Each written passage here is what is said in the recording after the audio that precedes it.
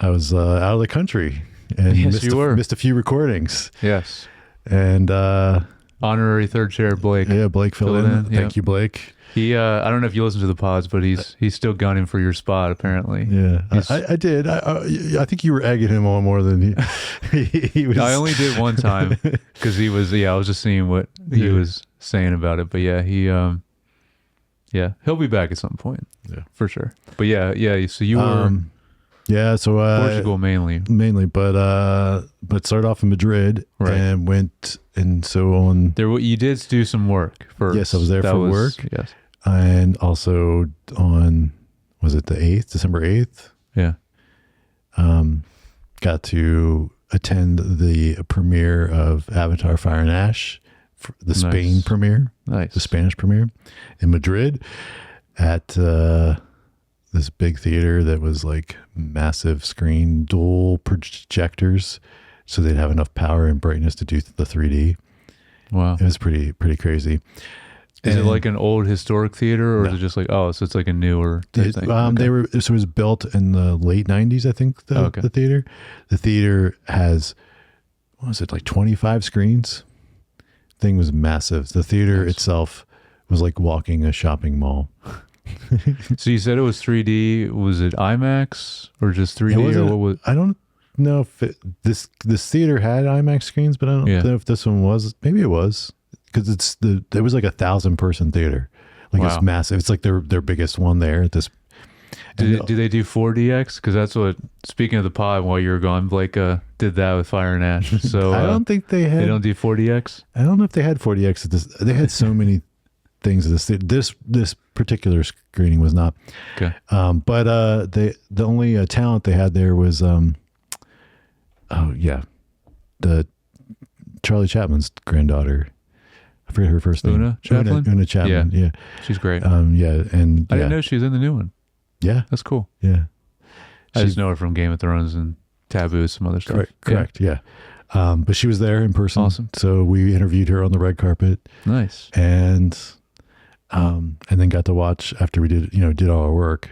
Then we got to watch the premiere of the film, which was, but it also was cool just to see the extent of the installation that they did at the theater. Yeah. I mean, the whole outside of the building was like decorated out. Yeah. And then like inside was all, and they were serving like, it was just kind of wild. Awesome. And so it was fun to watch, like, with that much of a crowd and stuff. And also just Madrid, like, I imagine it's just a beautiful area in general. Not that area, or no, that was what's weird. So where this theater was kind of outside of the city, in like this like newer shopping area that was all built in like the late 90s, not early as 2000s. Cool looking. It's just like it's like this. Feels like you're back home. Maybe not quite like that. Right. There was still, but like you want to see the historic. You don't want to see modern stuff. Yeah, and like there was interesting, but like most of the places to eat just around there was like a McDonald's and a Burger King, and the best. So the most hilarious thing was a place that was just like this restaurant that was just called Texas Barbecue. Wow. In Madrid, Spain. The most American thing they could find from Madrid. Yeah. And honestly, I bet McDonald's there is probably great though. So actually had to go when we land, because we landed early in the morning. Do they do the Royale with cheese there, or is that somewhere else? They do. Ooh, they do. Okay. I took a picture of it and even posted it. Nice.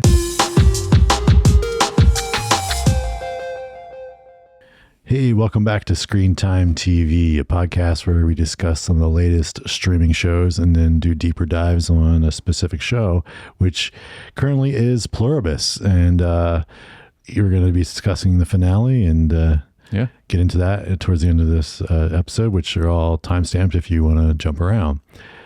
But Jared, do you want to save the podcast or get the girl? Good question. So my name's Josh, and this is my co-host Jared. You know what, Josh? You can get right back in your ambulancia and F right off. I'm finito. All right. Well, I might just do that then. Yeah. So those are just some quotes from Pluribus that we'll be talking about later. Assuming no feedback this week. Nope. Which, you know, we haven't had any emails lately. Especially there's no feedback from Pluribus or any insights. Yeah. It doesn't have to be just feedback. Well, maybe now thoughts. at the finale, get people's theories or what they think is going to happen. You know, write in, email, feedback at screentimepod.com, or just, you know, leave us a comment or DM. Yeah. And we'll discuss and read them on the pod. Yeah, we'll read them next time. Yeah. Next week. But, all right. So let's get into a little bit of what we've been watching. I guess I'll start off because I think I have a little more than you do. Yeah, I figured since you've been gone, although like where you were, it's like you're not really watching TV. You're seeing beautiful, pretty busy, beautiful locations in also Portugal. So, but still a lot of travel. So you got time on plane, including 8-hour flight there and 8-hour flight back. Right. But yeah, so you go first. Yeah. Well, I mean, I'll start off with, because I kind of talked about it in bits in the cold open, Avatar: Fire and Ash. Yeah. Which is currently in theaters. This premise is Jake and Nathan's family grapples with grief, encountering a new aggressive Na'vi tribe, the Ash people, who are led by the fiery Varang. As the conflict on Pandora escalates and a new moral focus emerges. So, I wanted to ask you, sorry, real quick. Yeah. The Way of Water in this, he filmed at the same time, right? Is that why this one came out? Like only a few years afterwards? I think they filmed them both. Yeah, they filmed them back to back. And from what I understand, they actually originally were one script, then got split. And the stories they pick up, unlike the second movie, that's like a gap of time between the first and the second movie in reality, but also in the film. This one, there's barely any gap of time between the second and third movie in the film. Now, in reality, it was 2 years, 3 years? 3 years? Yes, not that long a time, yeah. But in the movie universe, it's just a little bit of time. And so I will say my general thoughts, and we will be covering these soon in about a month on the film part of the podcast, because we're doing James Cameron as a director, his filmography. But in general, I think the stories are pretty generic in these Avatar movies, which means I don't hate them, but I don't love them from that standpoint. But what both Way of Water and then this film especially had some just fantastic action sequences, and so visually it in general is stunning, and then the cinematography, you want to call it or whatever, is beautiful, and then some of these action sequences are crazy, like this one especially, some really cool stuff with this new kind of, they're almost like in blimps, kind of Na'vi people, and then the Ash people are really cool. Yeah. So there's some cool stuff, like again, if you just watch the action sequences, it would be again really cool. So but it does feel long, and then of course some of they normally are pretty long. Yeah. Right. Yeah. And it's just 3 hours. Yeah. Yeah. They're over 3 hours, and it just feels long. And then sometimes I don't know, say the earth stuff that I don't say, that's not the right word, but the stuff that's not on Pandora. No. It's no, the Pandora's, but the sort of want not religious, but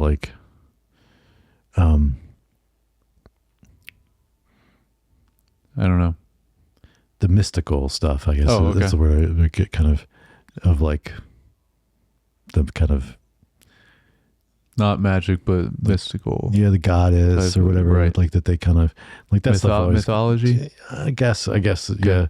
That stuff's kind of always a little weird and kind of whatever, but kind of also allows for like weird plot stuff to happen that you kind of just because you're like, oh well, yeah, you know, it's convenient, right?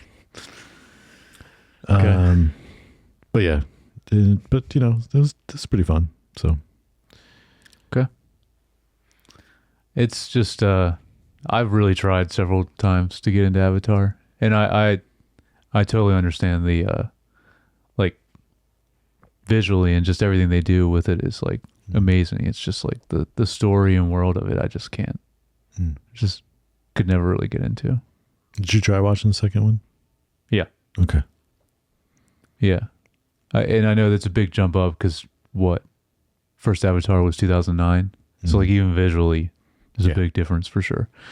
But yeah, I don't know. It's just the world of it. And like you said, the mythology and all that is just, but it's like, it's a amazing cast, but also it's like, you hear their voice, but it's like, they don't really look like them. You know, it's all mocap. So like, you don't really, they're good actors, but it's like, you don't really see them. Yep. I don't know. Do they model their face kind of like them? Maybe.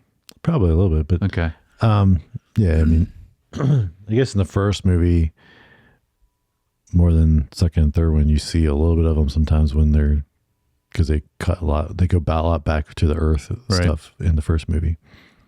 And the second and third one, they really don't. So, because I know she's one of the main people, our girl from Lioness, Zoe Saldana, right? She's like one of the main. Yeah, yep. Even in the third one, like all three of them, she's still, okay. Yep. Yeah. Yeah, you can definitely, I can recognize her voice and some like she's stuff got she's got like a distinct like. Yeah. But. Yeah. I wonder who else is newer in it. Like besides you mentioned Una Chaplin, I wonder. Do you recognize anyone else that's like newer coming into the third one? Not off the top of my head, no. Not without like really looking into it. I didn't like look into it, so unless I recognize know a the lot of voice. it's just like James Cameron Staples, like Sigourney Weaver. Yeah, but she's not really. Kate Winslet, I know, is at least in the new one. I don't know if she was in the other ones. But like, yeah, it's a lot of people he's worked with before. It'd be funny to see like Arnold Schwarzenegger and his voice would definitely that would not fit. I don't know about that. Yeah. Yeah. That'd be funny. Well, I guess he could play one of because if he was playing one of the Marines or whatever that got into an Avatar to be in a Na'vi, then he could sound like it, but yeah. All right. Something you got. Yeah. So I'll mention the new movie that I just checked out. So Springsteen, Deliver Me From Nowhere just came out on VOD. And I was looking forward to it anyway. I always love music. I guess you would call them biopics or biopics. I don't know. Biopics. Is it biopic? Yeah. Okay. I never know how to say that. But I always like these. Some are better than others, though. Complete Unknown was the last one I saw, and that one was good. This one's good too. And actually, I was wondering like what people didn't like about it because I saw several people like give it bad reviews. Really? And yeah, and it's Jeremy Allen White playing Bruce Springsteen. I thought he did a great job with the voice, everything. He definitely was playing it just like Chalamet is Bob Dylan. You know, he definitely, if he didn't know how to play already, he definitely learned. But I think the only way I could describe if maybe why people didn't like it is because they were expecting something different, because the pace and feel of this film is like not a typical biopic. Biopic? Am I saying it right? I feel like I'm saying it Biopic, right. yeah. Okay. Like this one's very quiet and like reserved and introspective, which actually makes sense for what the movie's about and like this point in Springsteen's life. Because he's making his like arguably one of his biggest albums, like Born in the USA, but then this is more about him making Nebraska, which is a very like stripped down. There's this would cause a lot of like the conflict in the movie because he kind of goes away and does this like all on his own. But yeah, I thought everyone else, that not too many people in it. Jeremy Strong is his manager. He's good. But yeah, I really liked it. But it is not typical. Maybe people didn't like. Maybe it wasn't exciting enough. But I liked. A little too low key. Yeah, maybe that's why people didn't like it. But I thought it was still interesting. It made sense for. Also, maybe it sounds like it wasn't like a full like. Here's where his career started, and then here's where it peaked, and then here's where he had problems, and then he came back, and it wasn't like the full pay. It was just like a small snippet from. Yeah, very small. Yeah, just in. So maybe that's what also. Yeah, only like a year, I think, a year or two. Yeah, so. Yeah, no, yeah, that's probably why. But anyway, I still thought it was great, and yeah, Jeremy Allen White, greatest Bruce Springsteen. So it's on VOD. Cool. Well, another film I watched, Wake Up Dead Man, a Knives Out mystery. All right. On Netflix. I have not seen it yet. Detective Benoit Blanc teams up with an earnest young priest to investigate a perfectly impossible crime at a small town church with a dark history. So you haven't watched this? No. All right. Well, Blake talked about it when he was on the pod. Okay. All I heard is that it leans a lot into Catholicism. It does. Okay. It does. Okay. Yeah. What did you think of it? I thought it was good. I think from a mystery standpoint, I think it was it's number 2. Obviously, the first one being. So it's weird because like the first one's the best. Yeah. This one, like I said, from a mystery standpoint, I think is a little bit stronger than Glass Onion. Yeah. But I think visually and the broader cast was more fun in Glass Onion. Okay. Because you kind of had the same thing kind of going on, which is one of the things it's fun about these like mysteries, right? Like the kind of like the Agatha Christie style where like they're all these people are in one place and then something happens and you kind of have to, right? Which is what it's a good excuse for the star-studded cast to get so many people. Yeah. This, they didn't have that as much. Okay. They didn't have that like, hey, I mean, yes, there's some people around and there are obviously some strong cast and honestly, what's his name from Challengers, which is funny. Like, Josh O'Connor. Yeah, Josh O'Connor. Like he's great. Yeah, and he's like the lead guy, and he's fantastic. I heard him and Daniel Craig's chemistry was great. Yes, like them back and forth. And then banter. Also, what's his name that plays the older? I'm trying to think who else was in the older priest. It's what's his name? Plays Thanos. Oh, Josh Brolin. Isn't also he's great in it too. Well, I guess he's not playing I don't know if he's playing a priest in this, but isn't like the priest from Fleabag also in this? Is he? I feel like he is. Maybe not though. Maybe I'm thinking so, or maybe he's not playing a priest. But forget the actor's name. He's in a lot of stuff now. But gosh, I want to say he's one of the cast members too. If he's in it, I don't remember. Because like those, I mean, most of the time it takes place. It's those 3 guys. Like so what's the main like actress in this? I mean, they have like the older lady that's been the secretary of the church forever. Right. So she's kind of in there. And then you have Mila Kunis plays like the chief of police or whatever, local police. But she's kind of like not. And honestly, I think she's kind of miscast, like in the role. Yeah. Like what she's doing there is like not working. And but she's also not in it that much. Like she just kind of shows up a couple times. The people show up dead. The different people that show up dead, and like kind of is like there is like the like, hey, you know, we're investigating. I can't see Mila Kunis as like a chief of police. Yeah, that's strange. It's a weird casting. Yeah. But yeah, it's just kind of. Well, you keep talking. I'm gonna look up just to see the cast. Yeah. Well, I'm just I think from like again like from the mystery standpoint, but then like. You lose a little bit of that funness of having that broader cast all like together, yeah. all together, forced into this area they're stuck there now because of the murder. And so it's kind of this weird mix of like, I would say they put them ultimately in the same level playing field, Glass Onion and that Wake Up Dead Man, but in different reasons, like one and the other. So Glenn Close, Jeremy Renner. Yeah, Andrew Scott is who I was thinking of. Yeah. He plays Lee Ross. I don't know. That's right. Yeah. Okay. Yeah. So, that's right. And Jeremy Renner. But see, like all the side characters. Kaylee Spaney. All these side characters are all... Jeffrey Wright. Yeah, there's there's a lot of... Yeah. But they're all just like these They don't do much? There's not as much about them. Okay. I feel like, again, and they're not all trapped in the spot. Like they're all like, I mean, they live in that small town and they're people that are attending the church basically. Okay. No, you're right. When they're all like together, that's what makes it fun. So there's a lot less times where they're all in two rooms together and things are happening. So anyway, it's a little different, but okay. Still a good movie. I mean, in general, like, like a thumbs up, not down. Okay. So that's Wake Up Dead Man and Knives Out Mystery on Netflix. So it's another movie you've been watching. Yeah, I just have one more movie to talk about, and I'm very curious if you've seen this because I will talk about one scene of it that I think you should watch it just for this. But The Fabelmans.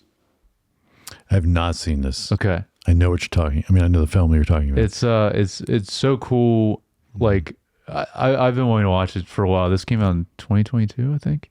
Yeah. I kind of been going down a Spielberg rabbit hole recently anyway. Okay. I didn't mention, but like, I would just like rewatch like Raiders and stuff like that just because I wanted to. But this one, like it is Spielberg's newest film. The trailer for his new one just I haven't watched it. Yeah, I haven't watched it. Man, it looks good. Yeah, it looks sick. I saw like a little clip or something, but I haven't watched the full trailer. Disclosure Day, I think is what it's Emily called. Blunt's in it. Yeah, awesome. But this is the last movie he directed, but like it's about a family called the Fabelmans, but it's him. Yeah. It's loosely like his childhood. Yes. Sammy Fabelman is Steven Spielberg. But yeah, growing up in the 1950s, wanting to make films, but a lot of it is about his parents, because there's kind of some big things that happen in it that obviously affect him in a huge way, especially with his mom. He's definitely a mama's boy for sure. Mm-hmm. But his parents, Paul Dano is his dad. Mm-hmm. Michelle Williams. Yeah. Right? Possible. I think that's who it is. She's great. What do I want to say about this though? There was some. Oh yeah. So this won't spoil the ending, but it happens at the end. Is he finally, when he's older, he finally like gets to go into after he's made a couple short films, he gets to go into like a studio building, mm-hmm. and he happens to run into one of his favorite directors at the time, which is John Ford, and played by oh man, why am I blanking on his name? Oh gosh, I shouldn't be blanking on his name. The Twin Peaks director. Why am I? Oh, yes. I know. I love him. Anyway, he plays John Ford in this, which it's got to be the last thing he did because he passed away. Mm-hmm. I want to say like a year or two ago. But anyway, what he says to Sammy is so cool, and I want to hear what you think of it, because it's like it kind of is what makes him like get started into like mm-hmm. films beyond his just like short films. Yeah. Okay. So he runs into him and he gives him this piece of advice. He says when he tells him to go around the room and like look at these different like posters he has up or pictures, and he says when the horizon is at the top, it's interesting. When the horizon is at the bottom, it's interesting. When the horizon is in the middle, it's boring. And then he says, "Good luck, kid." It's awesome. The way the movie ends like that, it's so good. Yeah. But I'm sure that's something you've heard already. Anyway, that line, like really, yeah, I've heard that. The line I don't know if that's like from that film. Okay, because I don't know if like this is. I don't know how accurate this was. It's like really John Ford said this to Steven Spielberg or not. I don't know, but it was an awesome way to end the movie. But yeah, so it's just cool. I really like the movie. Obviously the time period too. I'm always a sucker for. But this is on Peacock right now. Okay. Yeah. So I'd say check it out. It's still like it is. Spielberg still got it. He doesn't. I don't think he's really made too many bad movies. I was kind of looking through his whole filmography, and I don't. Yeah. Just not much. He's still one of the greats. So at some point, we're gonna have to tackle. I know. Tackle his. Yeah. Oh yeah. He's on it. All right. You should watch this movie though. Yeah. I remember. I mean, I wanted to see it when it even came out, and then. I know it took me a while. And then of course, stuff. Yeah. But yeah, I think even after it was out, like a few people that saw it were like, "You need to watch this." Yeah, and it's great. The actor too, he looked familiar, but he's like amazing. Who's playing the young? It's like two different actors because it different time periods. That plays Sammy is really good. Cool. All right, the last movie I've got. Okay. Begonia. Oh yes, you finally saw this. So this is on VOD. Yeah. Two conspiracy-obsessed young men kidnap the high-powered CEO of a major company, convinced that she is an alien intent on destroying planet Earth. Yeah. So, I love this movie. I love this movie too. This movie was so good. Yeah. Emma Stone and Jesse Plemons are both amazing. Yeah. And go toe-to-toe to each other and can hold their own against each other, which both are fantastic in other things that they've done. So like, it's always cool to see. I think this is like some of their best. Well, when you have someone to play off of that's at your level, it ups the game, right? Like yeah. And they're both like fantastic. So, not going to spoil anything, but I guess the ending is a little controversial by some people. Really? Well, I loved it. I don't know what are people saying. I don't know. I mean, I think some people. So here's what I say. Like, no spoilers. There's no spoilers here. But the way I was explaining it to somebody else that hasn't seen the film yet either. Imagine Inception, right? Yeah. And at the end, you kind of like, okay, is it real or is it not? Is it a dream, right? And they don't really answer it for you. They kind of like leave it up to you, right? Yeah. Well, imagine. He decided to actually answer that for you. Right. And then he shows you the answer. Yes. So then if it leans the way you thought the whole time, then you like the ending that the director picks. But if it leans the way against what you thought the whole time, you might it might not like it. Now, for me, that doesn't ruin a film if the rest of the film was so well made that I'm like, hey, I don't agree maybe with the way you went with it, but some people, if the ending is not what they expected, it ruins the whole movie for them, right? Yeah, and that's just not my personality is not that way. No, I can still disagree with something how it ends and enjoy a film that's well made and everything else, especially if it's a great journey of a of a film. And that's what this movie does. Like it basically toes that line of like what's real, what's not, or whatever, like kind of like an Inception would, right? Yep. As an example. But yet at the very end, the director decides, or the script writer, whoever, I don't even know who wrote the script separately. Yorgos, I think he wrote it also. Yeah, I thought so too. I think he normally writes and directs. Yeah. Wasn't 100% on that.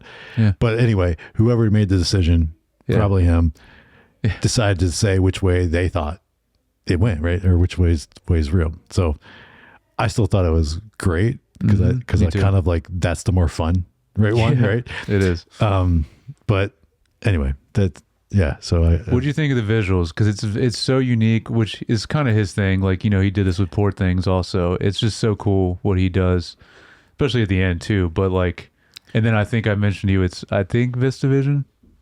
This is the one that he. Yeah, because I was telling you Well, the about aspect how. ratio is like it's more like 4:3 aspect ratio. And he said there was challenges on it. Yeah, I was watching an interview about this with him because they do some like things, but some things where you have to follow them like you're running, but you can't run with a VistaVision camera, or you have to have some kind of rig that's like really I don't know. But anyway, I was curious what you thought like of the film camera. Yeah. Oh yeah, he said they're very loud too. Yeah. Which the actors actually liked. Apparently, they liked like white noise. That I remember you talking about it. But anyway, what'd you think of the visuals? I mean, the visuals were great. Yeah, I mean, I thought the cinematography was great. Awesome. Yeah. I also just love that. As I remember watching the trailer for this and think in all the different weird textures you see in the trailer, yet when it's in the film, it all makes sense. Yeah. But like if you watch the trailer, at least it doesn't make sense. Like you're like, what is this movie about? Yeah. Yeah. Anyway, I love how the levels that it goes to with like absurdity, but like believable absurdity. Yes, not like going like not jumping the shark. Yeah. Like it's just like it's almost like he really thought about every person that has even gone like very far into like conspiracies or just like too far down a rabbit hole. But like he kind of entertains it all in this, and it's it just makes it more fun and interesting of a movie. And even the Jesse Plemons, is it his like nephew or I don't know, but cousin? Cousin. That guy was great too. I haven't seen him in anything, but great cast. Yep. Yeah, I'm glad you liked it. Yeah, I think it's his best film. I haven't seen all of Yorgos films yet, but I loved it.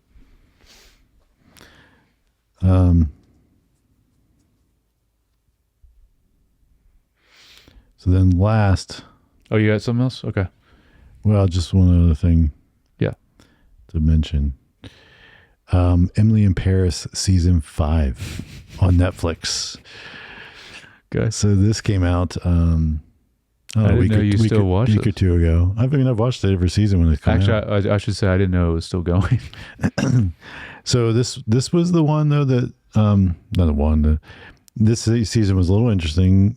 Okay. I know that twist at the end of last season. Okay. The final episode, they changed it. They would scratch out the Paris and put Rome because basically they got a big account. Because the premise is you have Emily, who's an American from Chicago, I think, an early agency from Chicago.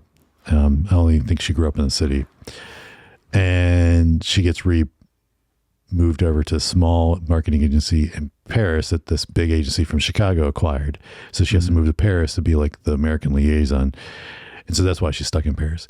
And so one of the things that I enjoy about it is because they do actually have clients with marketing. I mean, obviously it's way more serious and a little bit more. But it is filmed in Paris. Yeah. Oh yeah. They definitely film it in Europe and in Paris and then in Rome. And in the countryside, sometimes they go to a weekend at a vineyard or whatever. Yeah. So like, visually that, but I meant like they also like the clients. Like it's like Mad Men in a general sense, like not the same and not as serious, because it's a little bit more, because the tone of the show is very different. But like I still enjoy the marketing conversations and the pitches that they sometimes do. It's fun to watch. So that kind of stuff interests me because it's what I do sometimes for a living. But anyway, they got this big client in Italy, in Rome area. And so like they opened, quote unquote, opened a second office in Rome. So then at the very end, the last episode of last season, they scratched off Paris and changed it to Rome for her. And then basically the first half of this season, she's still in Rome. So they were doing that for like a couple episodes. Of course, then spoilers, but that stuff kind of falls apart and she ends up back in Paris, which is, I mean, obviously the show is Emily in Paris. So. Yeah. She's got to get back there. Yeah. Is it still good? Like they're still going to go like even after this season? I feel like they ended this season a little bit where it could kind of be the end, but also they could go and do another season if they wanted to. And I assume that's because they don't know. And it probably hasn't been officially canceled, but also not picked up for another season yet because I haven't seen anything about it yet either. But I also noticed a little bit, and this is just, me, it seemed to be that budget this year was like visually you could kind of just see it. You're cutting corners a little bit. Yeah. Like there was a lot of like almost like continuity inconsistencies and scenes where people are just stuff that you're like, okay, they're shooting it faster than they did before because they probably tightened the budget, less production days. A couple they used to do these really intricate scenes where they put Emily in Paris, the text in like as like after the cold open, they would do that and use this like really like kind of put it into the scene, and do it in a pretty interesting creative way. That. It was so cool. And they would do it in interesting creative ways in the earlier seasons. This one, it was kind of like they just throw it in and like to look more like CG. It doesn't honestly CG, but it just looked like it was just overlaid into the scene, pretty basic. And so like. Again, just little things like that I noticed that I'm like, okay, they definitely cut the budget for this season. Well, what's the update on? Because I just makes me think of like all their time. Netflix is invested in this big purchase. So like, I haven't seen much about that. Is there much change with that? This big purchase of Paramount? Yeah, I haven't seen anything new. Is it more Warner Brothers? Well, but Paramount is the one that. There's the other one that was bidding on the other angle. Warner Bros. Is what's looking to be acquired. I haven't heard any updates in the last 2 weeks. Yeah, me neither. Like, I was wondering if you heard anything. The whole movie industry like basically goes silent for like 2 or 3 weeks. There's a lot of people that were upset about it, though. We either like, but like that happened, and then. But Paramount like was doing the hostile takeover. Yes. So like then if it goes that route, then like Netflix can't do anything about it if they bought too much stock and just could take it over. Kind of like the way Elon Musk did with Twitter. Yeah. So I don't know, but I've been busy, but like also haven't seen anything about it in the last 2 weeks. Me neither. I was just wondering if you. I don't know anything new right now, but also the whole like. Industry in most of the U.S. like stops doing anything. Right. Yeah. We won't have any news. So maybe at the first of the year, things will pick back up. Yeah. Which I guess this will be out. I put last week's podcast out a day early to not be. This one will probably go out early too. Yeah. Or maybe on New Year's Eve. We'll see. But yeah. Cool. All right. Well, that's enough for what I've been watching for now. Yeah. You know, I've got plenty of other stuff because. Save some stuff for next time. Yeah, we'll use it next time maybe. All right. It's a little bit slow TV we were just mentioning, but we got a lot in January coming up. So yeah. And we'll plug it now, but next week we're going to do our top 10 countdown of the year of shows. Yep, we've done that every year, and we're gonna. This will be our third year doing that. I think so. Yeah. Yeah, because this is our. Now, the biggest thing is how many honorable mentions do you want to include? Because I don't know if we put a limit on it last year, but we do our 10. And then I was also thinking, like, we don't really mention film. Like, this is our, like, top 10 TV. And I'm wondering, like, should we, I don't know. We can talk about this off the podcast. But anyway, I don't know if we should incorporate films more just because I watched a lot more. Yeah. I don't know. This time. We'll talk about it. Yeah. Okay. All right. Yeah. Based or waste. It's time for Based or Waste. Welcome back to Based or Waste, the internet game show where we check and see what's trending on Rotten Tomatoes, TV shows or movies. And I pick 10, and Josh is going to guess if they're good or bad. And today we are back to movies. And there's a couple new movies in particular. One in particular that like I'm very excited about and have not seen yet. But yeah, this is a pretty good list today of movies. I don't think any that we've done before, or at least not with you. I think we did some of these with Blake last week. But anyway, okay. Everyone, if you would like, play along at home. And let us know how you did. Leave a comment. Are you ready, Josh? I'm ready. It's been a few weeks. It's all right. See if you... I think last time, though, you got it perfect, didn't you? Or recently I did. Recently you did. I don't remember if it was last time I did, but so we'll see how you played. But recently, I'm trying to think at this point. Are you better with TV or movies. I don't know at this point. Yeah. I guess we'll see. Okay. To start, I will give you an easy one.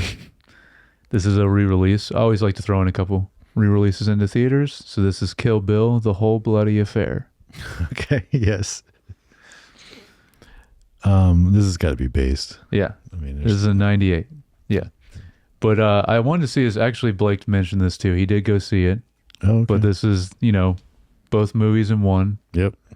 And he was talking about they did add something else besides it, though, because I was curious what else Tarantino tinkered with this. But I heard there, because there's the one change in the middle.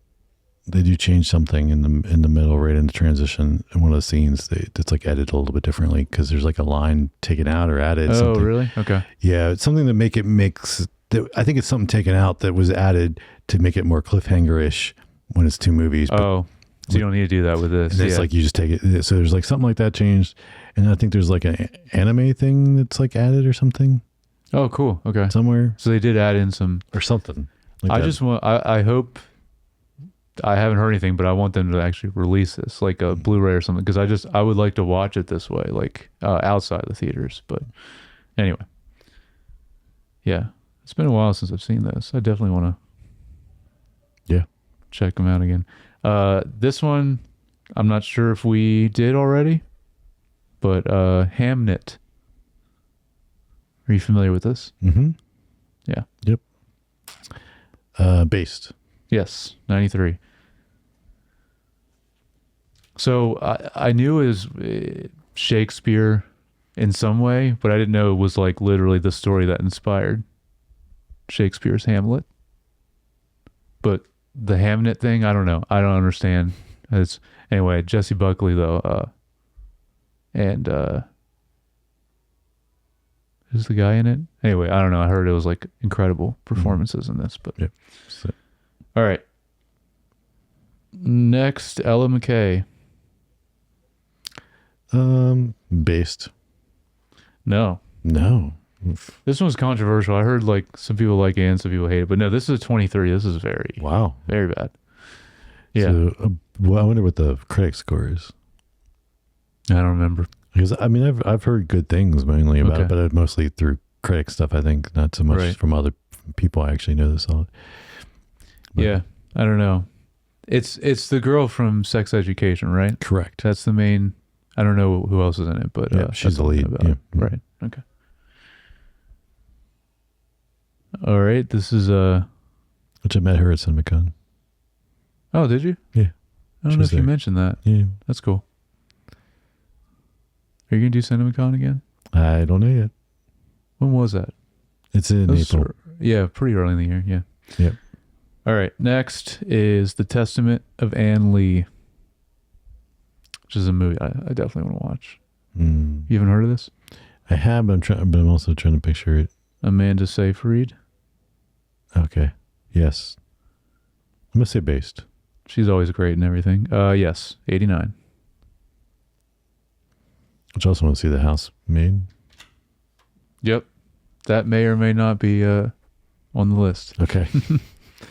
I like to put like the newest ones at the Yeah. end, like the most relevant ones.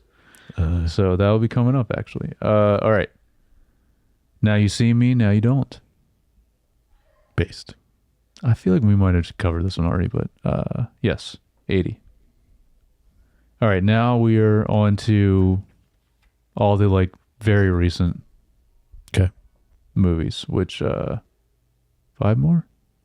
Yes. Okay. You've done 5. Yeah. All right, is this thing on? Bradley Cooper's third movie he's directed. This is Will Arnett. Yeah. Divorced dad does comedy or stand up Yeah. or something. That's what he did. I don't know. That's all I know about it. Yeah. Yeah. I haven't heard anything good or bad on this, so I'm just gonna say based. Yeah, 88. Pretty good.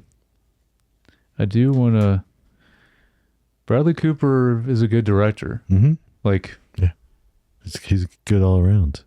He is. In front, or I know, and I don't know if he does a role in this, but like, I still want him to act a lot too, and I feel like he's not doing it as much and directing more. I hope. I still want him to act a lot too. But, okay, Anaconda, 2025. This is a tricky one. This is a tricky one. Yeah, because to me, watching the trailer, this looks pretty bad.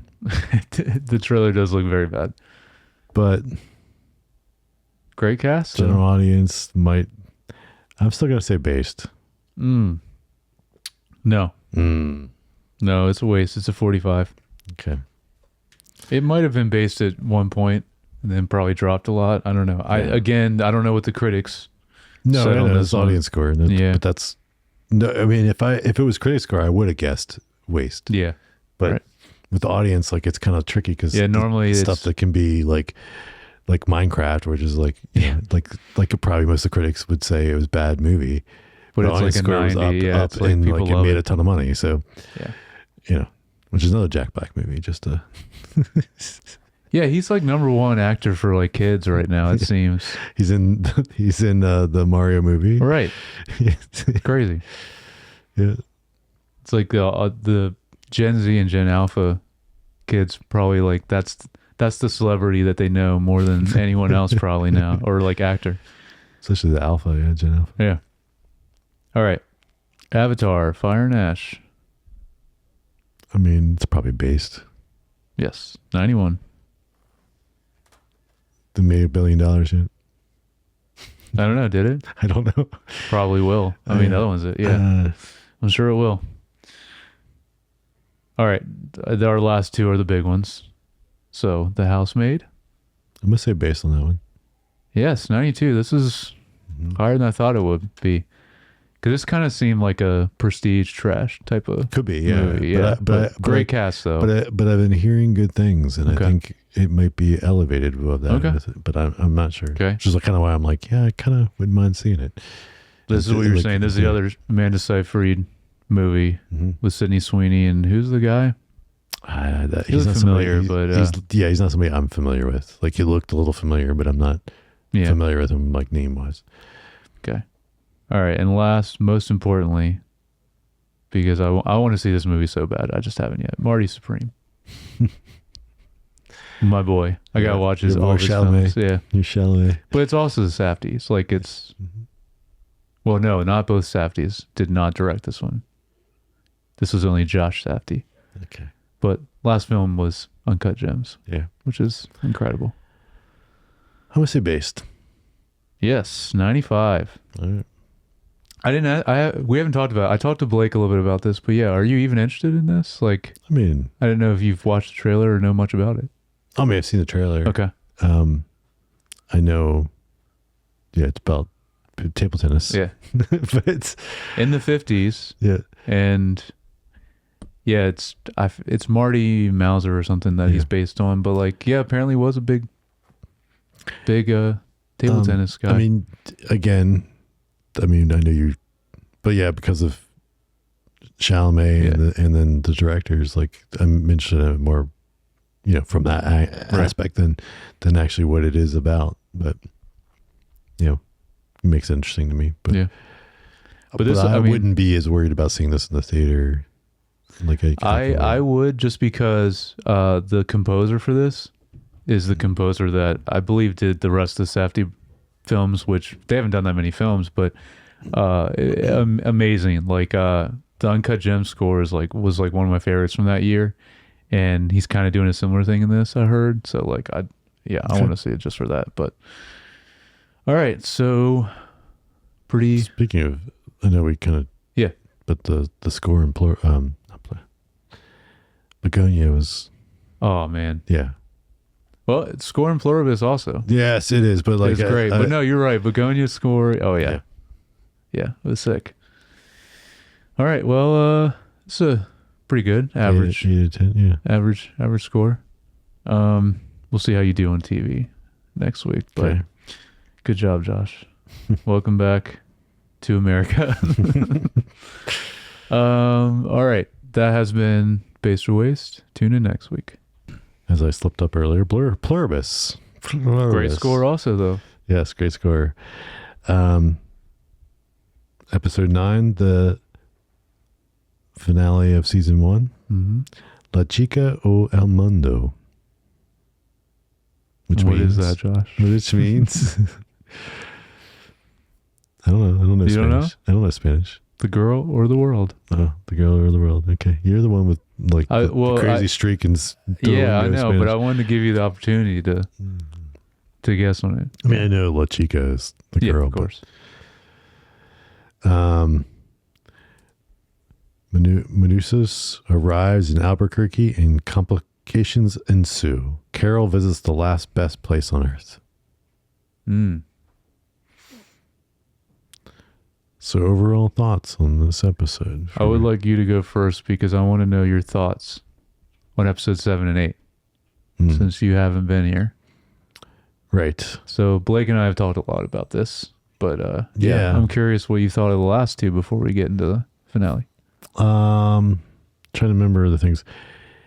Loved the sequences of him trying to get off the continent of South America. That was episode 7. That was the one and then where he ends up getting impaled by those crazy plants. That was the cinematography in that episode. Amazing. Because that's also where she's just having fun, right? Like, so she's golfing, but then like it jumps ahead a month, and so she's enjoying her solitude at first, and she's singing lots of different songs. Yes, because she's floating around in the hot spring and doing different things, and she goes golfing. She ends up picking up the Rolls Royce there, right? But then some of this blurs into episode 8, though. Also, I want to say, okay, because I can't remember where they. Or no, maybe not. No, because the episode 8 is mainly because it's after they come back, right? So yeah, because at the end of that episode, she's shooting off the rockets. She almost hits herself, right? And she's then that was when she's at her low point. Yeah, because she's been in a month in solitude. Like like at first she's like, oh yeah, having fun. Because I think she kind of the pressure's off if they can't do anything to hurt her. Because I think that's what was causing her stress, right? So she leaves Vegas kind of like, oh, they can't do anything to me without my consent, blah, blah, blah. And so then she's kind of having fun, but then the solitude's getting to her. So then eventually she paints, please come back or whatever, something, whatever she paints on that was the end of that episode, I think. Yeah. The gist of that episode. And I love that episode. Again, barely any dialogue between both, and it was cutting back between both of them. It was awesome, yeah. And then all the shots of him traveling. Well, I wanted to ask you about that because, I said episode 7 felt like a short film, and especially if you split them up, especially his really cool. Yeah, and then episode 8 felt like more like a rom-com because it was like a lot of it was. This is the one that is mainly just Carol and Zosha, yeah, and their relationship. Yeah, I guess. Yeah, okay. Yeah, that's what it was. So that was last week, getting because then eventually they kiss and yes, yeah, all that happens in last. That kind of leads up to that, right? But there was one big thing that kind of stood out to me in that one. I don't know if it did for you. Remind me. So it was when they I don't know if there was some new information we got in there. Yeah, there was something big. Yeah, because she talks about that's right. Because she shows 22, and the stars and yes, and so it's not even where the signal originated is not even where they were originally from, right? Which is interesting. Yeah, it was interesting. Yeah, all that was really cool. Yeah, and also them about trying to create something to get the signal off of Earth to send it to the next place, right? They talked about that, so that was kind of revealing new information about them. And then just her and Carol getting closer, them manipulating her basically. Yeah, but no, it was good. I would say that was not as strong of an episode as 7. Yeah. So I wanted to ask you this and see if you felt this at all before the finale.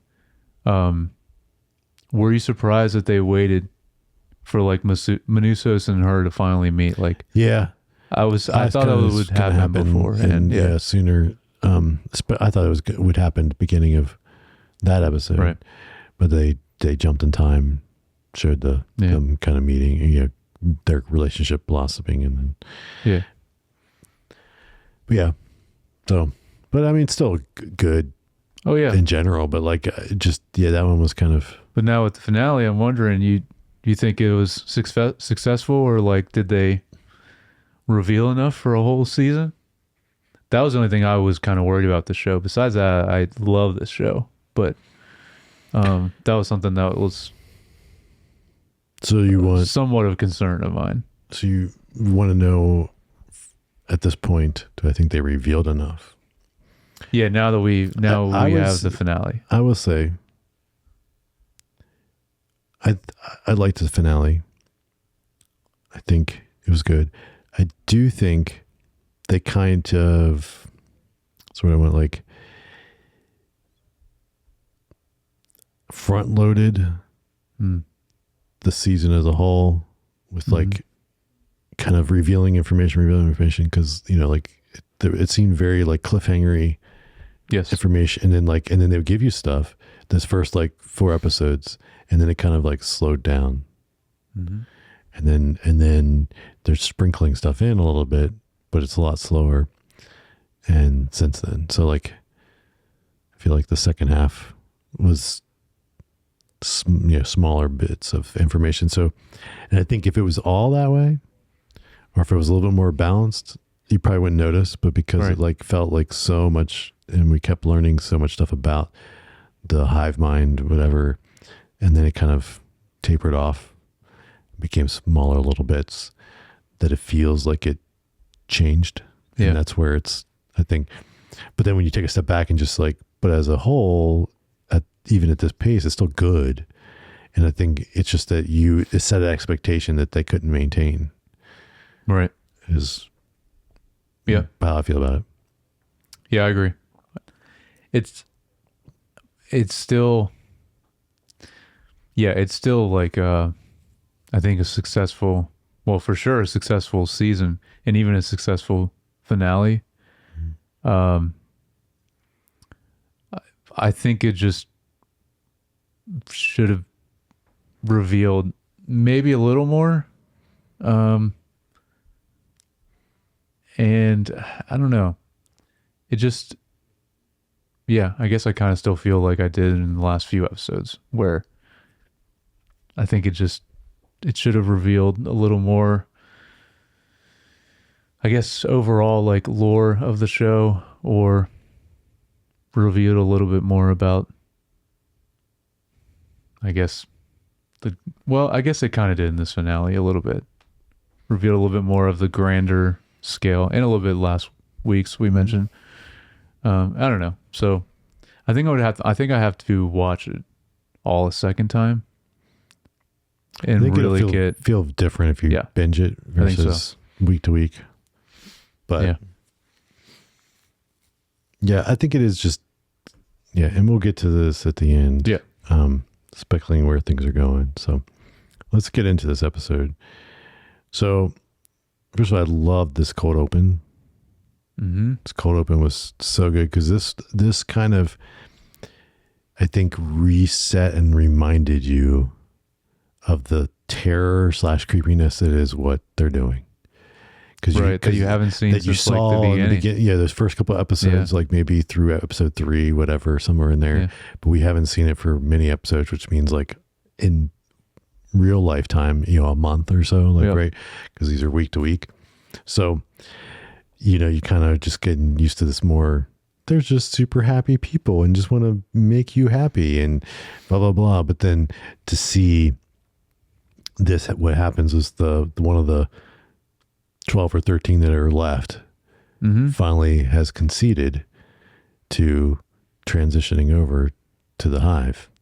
And so they show up with this,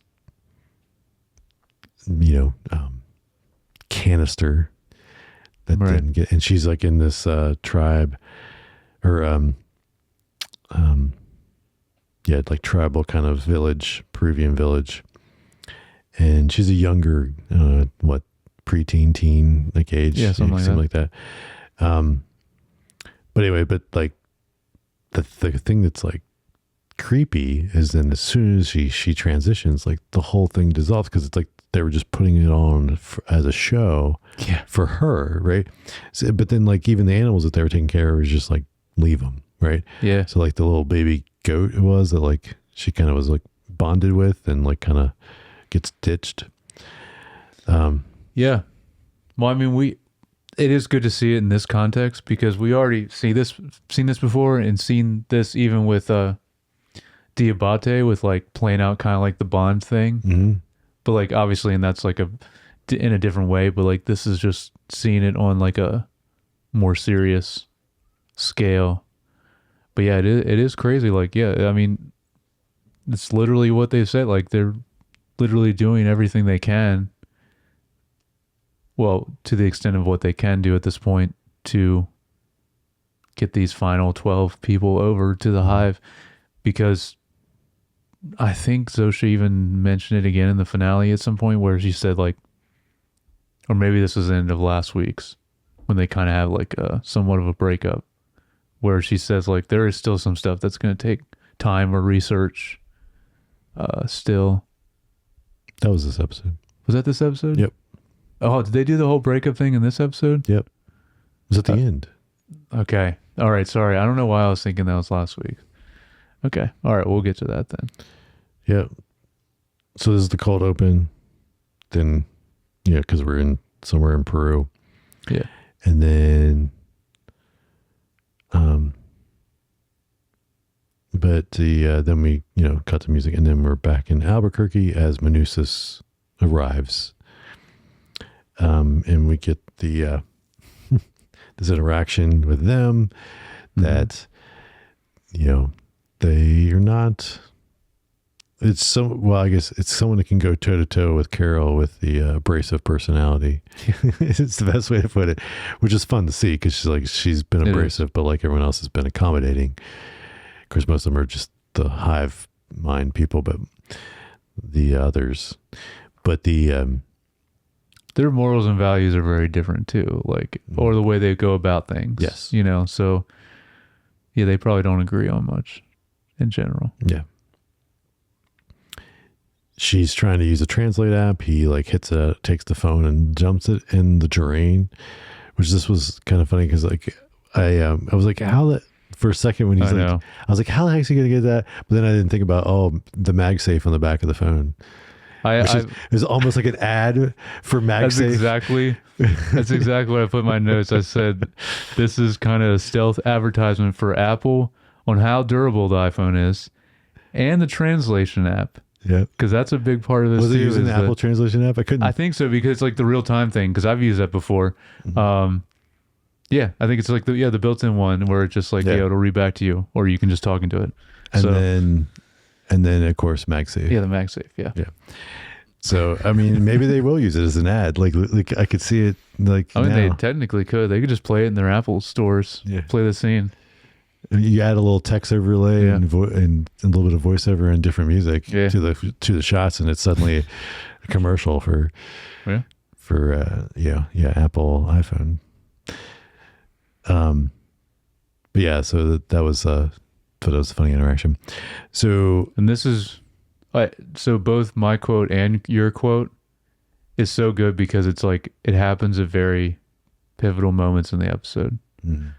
So like mine is like her and it's just her like just saying him to get lost. But like yours when we get to it though also is just like so impactful the way it's said too. Which anyway, we'll get to that. But yeah, so eventually they move to like an umbrella in the backyard and then she tries to get him because they want to talk, but he doesn't want to. She's like, he doesn't want to talk in situations so she gets him to come inside. We get this key moment where he finds a bug. He's like, insecto? And she's like, no. But finds the bug in the liquor cabinet, but it was actually not put there by the others. It was put there by, what was her name? Carol's partner. Oh, not Zosha. You mean her? Yeah. Wait, so Zosha, you're saying Zosha put it there? No. Zosha didn't put it there. Right. It's put there by...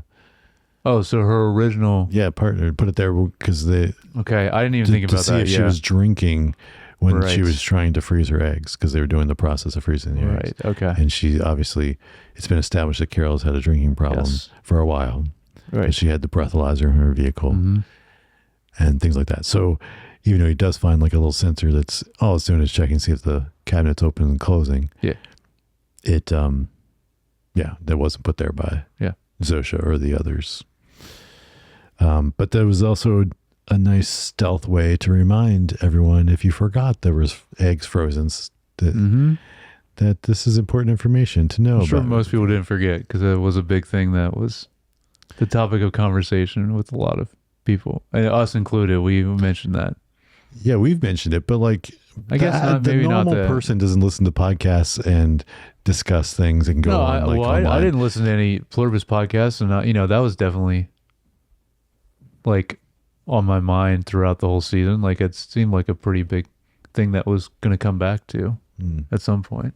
Okay. And I know when Peter was on, like, he was mentioning that too. But anyway, I guess I know, depending on the average watcher of the show. Yeah, I mean, I think also you as a watcher, you're paying attention to extra things because we're going to talk about it versus someone who's just like watching just to watch. I don't know. I mean, some people probably picked up on it, but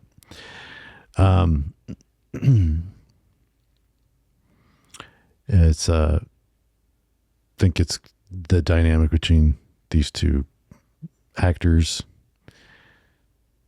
is great and definitely gonna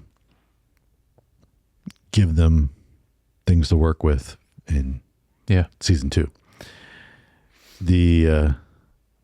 So eventually Carol gets tired. She's like, we can talk about this tomorrow. We don't need to deal with this today. And she sets him up in the neighbor's house. And of course he's like, whatever. And she's like, you can sleep in the ambulance. I don't really care. Ambulance. And she goes home. But then she fell asleep on the couch watching Golden Girls again, drunk.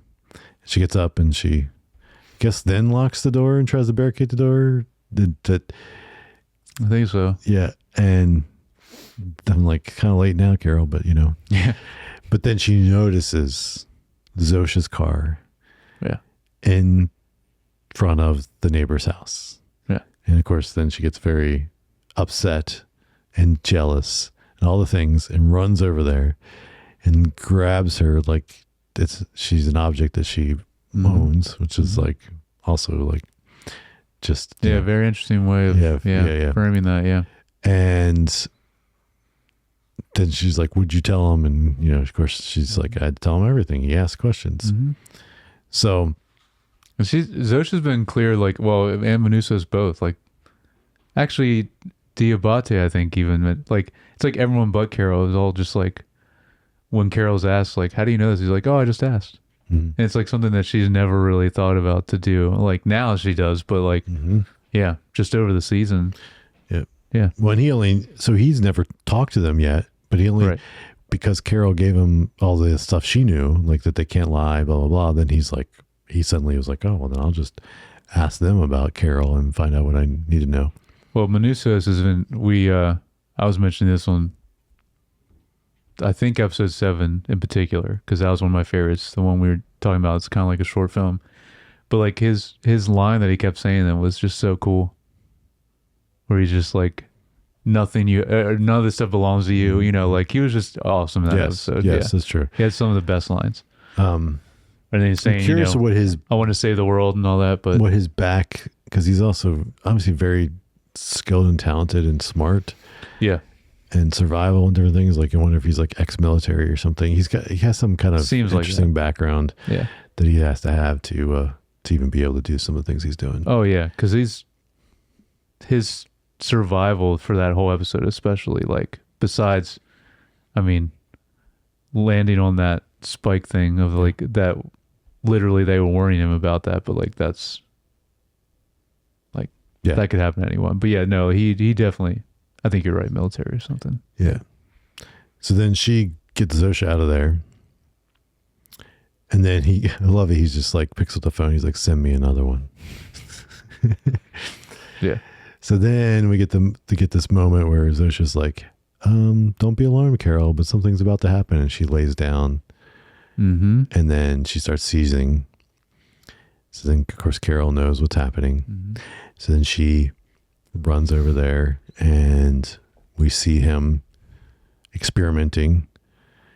And Menusa's like kind of testing things and checking the signal, the frequency, the one frequency that he picked up stuff on, and seeing that actually change and things.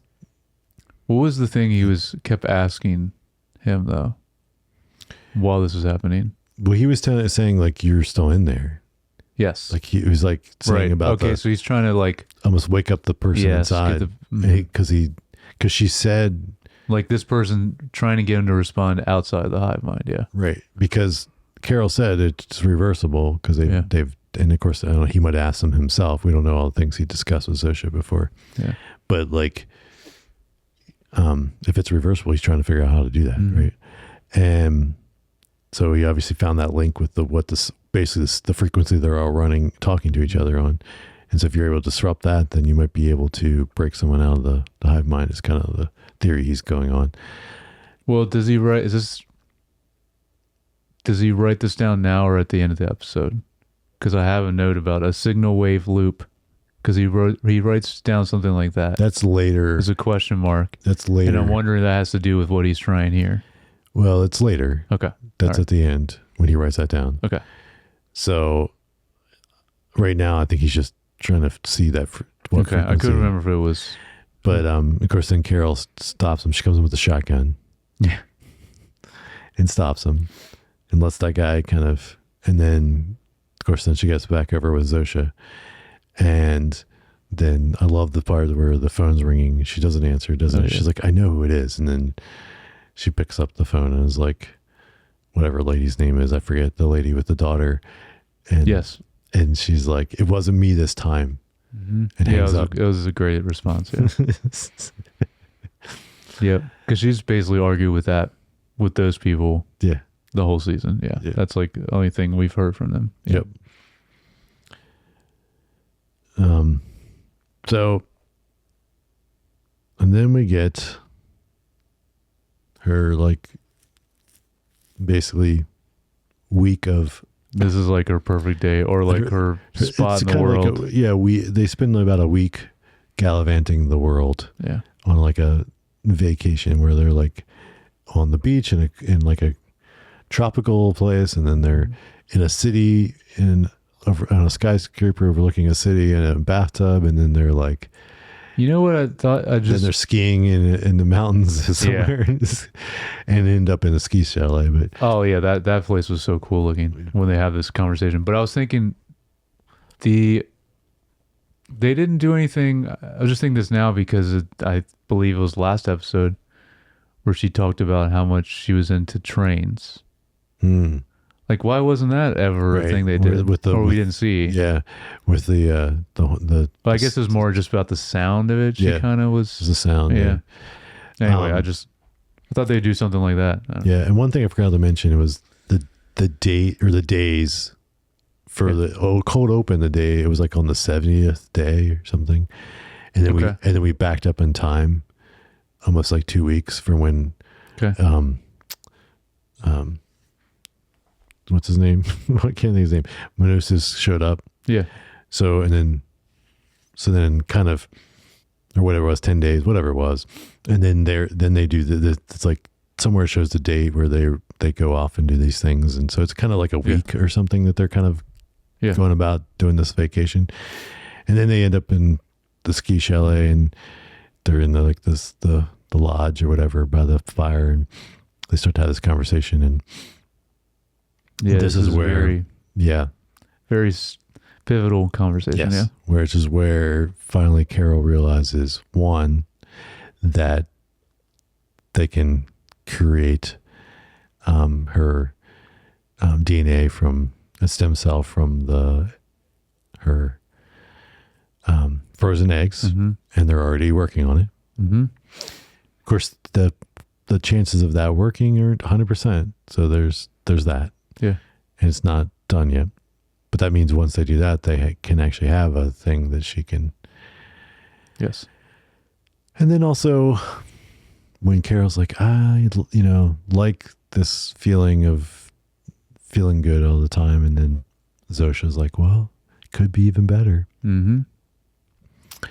And that's when she realizes, like, oh, this is all just to manipulate me to want to join. Yes, but don't you think, though, yes, that is the number one goal for Zosha, but don't you think at this point, though, she really does have genuine feelings for Carol? No, I don't think so. Really? Not at all?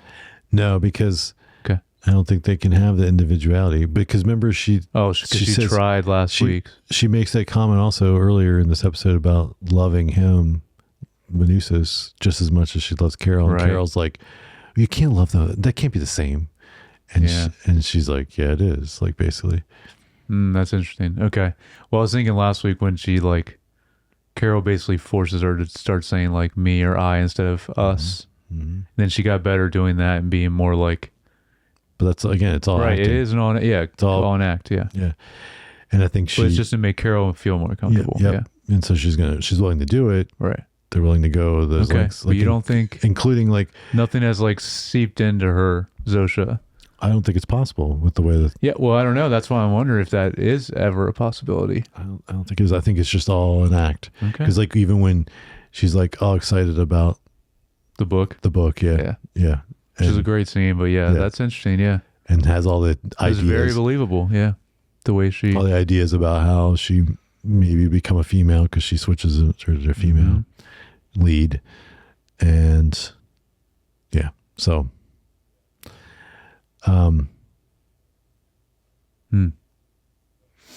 yeah, I don't think, and then of course Carol's like, okay, I'm done. Yeah. I realized you've been just placating me. Mm-hmm. And so then she feels betrayed. And then we see Manusis was translating, he's reading scientific books in English, translating them from trying to understand them from English to Spanish. And that's where he writes down the loop thing that you were talking about. So I was just curious what he was kind of, what his line of thinking was for that. Probably trying to think of, like, how can you break the loop, right? Like, how, instead of, because now that he knows what signal is, can he disrupt the signal to actually then free somebody, right? Sure. Yeah. I guess that would be the next plan to do. Yeah. And then,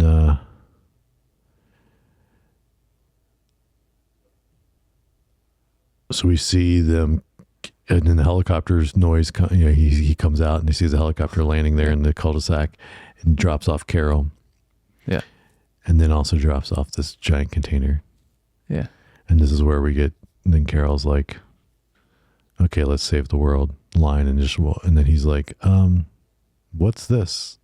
And Well, he says to her, he says to her, right? Do you want to save the world or do you want? No, he said that girl, way right? earlier. Okay. That's he did? Okay. Yeah. I was wondering when he actually says it, or, okay, so she just finally decides now. Yeah. Okay. No, he says that line to her, like, before she goes on the vacation. Gotcha. Okay.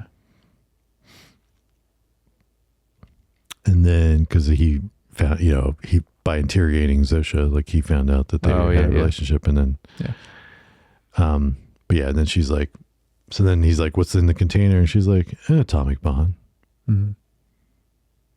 And just walks in, and that's the end. Yeah, I was, I'm glad she said that, because I was going to be a little worried, like they were going to pull a Lost and be like, we're not going to tell you what's in the box until next season, which would have been a bad decision. That's more of an old school TV thing. I don't think they would have done that anyway. But I was for a second, I was like, oh no, we're going to have to speculate forever about this. But yeah, but that makes a lot more sense. I mean, it is good to bring it back to what, second or third episode is when she asked that random delivery guy. Yeah, something like that. It's like second or third. It wasn't very early second. I think it was maybe third. Yeah. Yeah. Yeah. So where do you I think don't know. Yeah, I wanted to ask you, but yeah, what do you think? So I think, so this episode or this season, focus heavily on Carol and her emotional journey of grieving, and then even like her relationship with Zosha and like all those things, kind of like almost like finally moving on and dating someone else briefly, right? All the things. But now, like, I feel like, going to the next season, like, if they're like gung-ho, like in offensive mode, basically, and doing research and doing stuff, it's gonna, I think, become very different,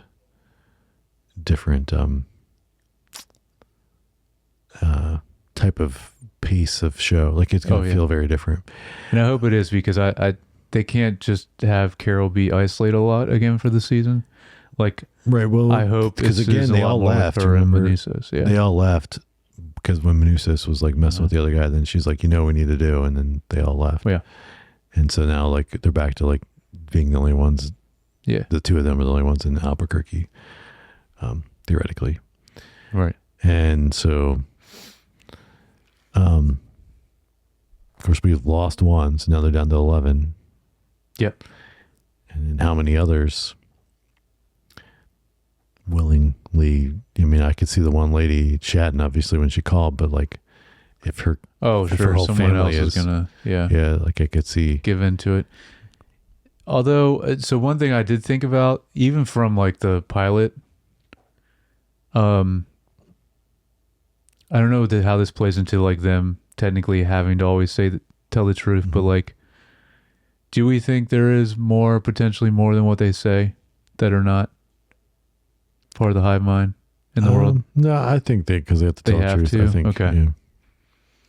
I don't know, because there's been different times this season where they've kind of skated around that, because they still indirectly. Because she admits to Carol that when talking with Manusos, like she was like, well, you know, it's like they're allowed to, if you don't ask, then they don't have to tell you, kind of thing. Like, it's like, so like they can kind of get around things. So if you don't ask the right questions or don't ask the questions correctly, like, as in, like, they had Carol convinced that they couldn't do anything, but then that's because the way she asked it, it left a loophole for the eggs, and they were like, yes, that's correct. And they're just telling you the truth based on what you're asking. So if you don't ask the question right. So how has Carol asked so far, like, how many people are not part of the hive mind? Right. Maybe. Yeah. Right. So maybe, I don't know. I was just thinking about it. If we ever will get, I feel like she was pretty much like, are there any others? And technically she asked the president or the guy that's or acting as the president at the beginning. Yeah. He's the first one that says it, but the other thing, it was a good line. I forgot that where she was like,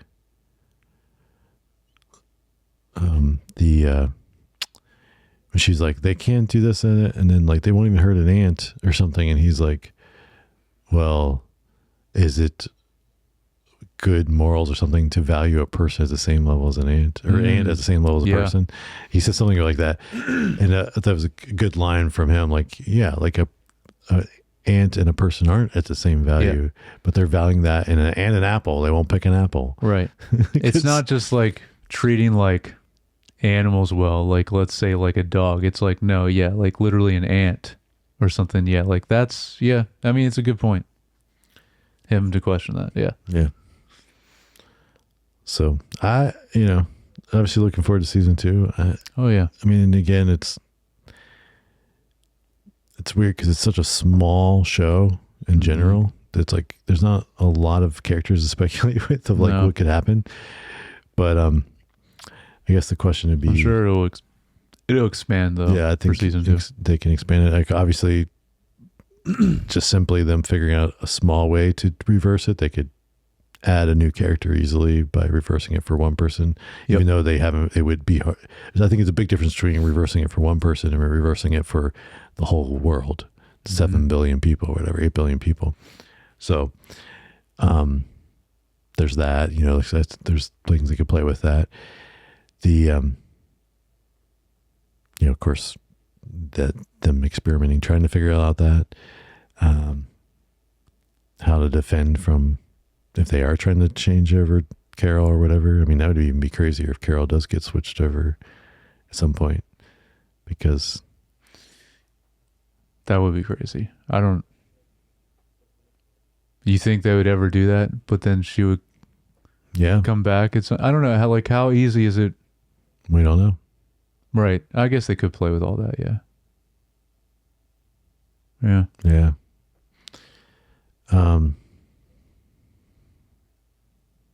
Because I'm wondering, if like someone gives into the hive mind, can they come back out of it? I mean, that's the theories. They told her they could be reversed, basically. I mean, so. But how true is that, or how easy is it that to be? We don't know. But it looks like Manousis is on at least founded on a possibility, right? And that's what he's looking into. So, yeah. But I don't know. It's just it'll be questions to be answered in season 2. Yeah. So the real question is, if this got greenlit for 2 seasons right off the bat, that means theoretically as soon as they wrapped production on season 1, they should have gone into writing for season 2. So I'm kind of hoping that if they can start shooting stuff in like the spring, that theoretically they could have it and be a year and have season 2. It's either the end of. I hope so, but I don't see it happening that quick. I think that would be great, though. I think it's possible. Okay. I think we'll see season 2 either tail end of 2026, like this, because this came out in November of 2025, right. Tail end of 2026, or early 2027. Yeah. I don't think it's going to be more than a year and a half. I hope not. Yeah. Because I don't think there's any reason it needs to be, unless there's some kind of strike or something. No, but I mean, it's happened with other shows, even outside of strikes or pandemics or anything, and then it's just like, why did this take so long? Well, yeah, something like Game of Thrones, where there's like ridiculous production stuff that just takes time. Yeah. And scheduling and lots of shooting days. Yeah, that's true. But then, like, I think one of the best examples is Fallout. They did so quickly, and that's such a big scale, and like they have to do so much with that like I'm just very happy with the way how quickly they turned that around. Yeah. For season 2, when it's like that is a pretty big scale of a show. Yeah. Yeah. So it's an example of it being doable. I know. Yeah. And if Vince Gilligan, I mean, up until this point, everything he did before was actually on television, and it had to be turned around. Yeah. I mean, they were doing every year. Every year for Breaking Bad and Better Call Saul, because they were on AMC. So true. I think it's doable, and the scale of the show is not to the point where like it's unwieldy. Right. So it's like I said. So I think unless Apple TV sees a conflict in there, I think it'd be more them trying to figure out strategically when they want to release it, not so much. But I don't think it's going to be drug out like 2 years plus. Okay. Because also the track record on Apple TV of it happening. I mean, Silo, they turn around a year, and then the next one will be a year. When we finished season 2 of Severance, this is kind of the same thing we were talking about. We were hoping it won't be as long of a so Severance is an example of something that's a lot more complicated from a production standpoint. True. So that would be something that would probably be on a 2-year cycle. But from season 1 to season 2, it ended up being 3 years because of the strike. There was a whole year of strike in there that and COVID stuff, messed it up. So I think there's no reason. I hope you're right. And then I hope they just go ahead and, let them know, okay, yeah, you can do as many as you want. And then that way I'm sure they already said that. They knew that going into Vince Gilligan. They're not going to be like, no, you can't do as, Apple's not going to, they're going to let him do whatever he wants. Yeah. I mean, I guess. I mean, it's Vince Gilligan. Like, why wouldn't? Well, and supposedly this is the most watched thing now on Apple TV. Oh, I'm sure. So I guess they should. So it surpassed, what is it? Ted Lasso and whatever else was like the biggest. Severance season 2 was pretty Severance big. The biggest? Severance season 2 was. Yeah, I guess season 2 did. Was pretty big, and Ted Lasso. Good. Okay. Yeah, I was wondering if it surpassed everything yet or not. There was something like that, but then it might have qualified. I can't remember if there was maybe it was like most watched drama or something. Yeah. And then that would exclude maybe Ted Lasso and the numbers, but I don't know. I just saw something about being the most watched thing. Cool. But any other thoughts for this on next season? No, I would like to, and this actually could be against what you're saying and could make production take longer, but I would like to see more places in the world.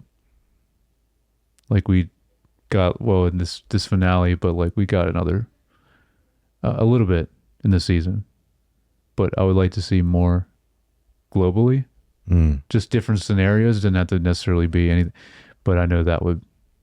Yeah, I mean, I think they showed enough in this whole season that they could do the same. Okay, because they were in Spain for where they all met up, right? Isn't that Spain where she met up with the other English-speaking people? No, he was in South America. He was in South America. Okay, but like all his stuff was shot somewhere else, right? And then there's, that, and then of course there was the little gallivanting that they did. They shot in a couple different places, and so I mean when we first introduced to Zosha, like she's somewhere else, gets cleaned up and gets in a plane and flies.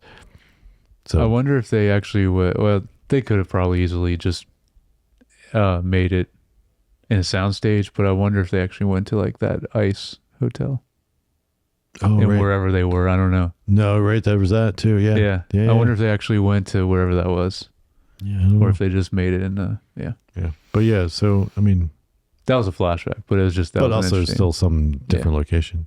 So, but they got to do more flashbacks for sure. Like you, I'm sure they would have to bring in her ex or her partner. Well, yeah, them too. Or like the other characters. But I'm talking about even Carol, like to bring that actress who played her partner or whatever, like back for scenes. Yeah, I'm sure they would have to fill in some more with that. Maybe. Too. Yeah. No. I don't know. We'll see. Yeah. Well, let us know what your theories are, what you thought of the season finale of Pluribus. Let us know any theories you have for season 2, your thoughts on that. And you can send those in. If you want to, you can email that to feedback@screentimepod.com, or you can just leave a comment or DM, and we will read those next week, discuss them. And if you'd like, we appreciate all you who like and subscribe on Apple Podcasts, Spotify, and YouTube. And you can follow us all on the social medias and see some of the clips and stuff we post there. And if you like, you can follow us individually on Instagram. I'm at JYoungBar. And I'm at Jared Youngbar. All right. Until next time, we will move heaven and earth to make you happy.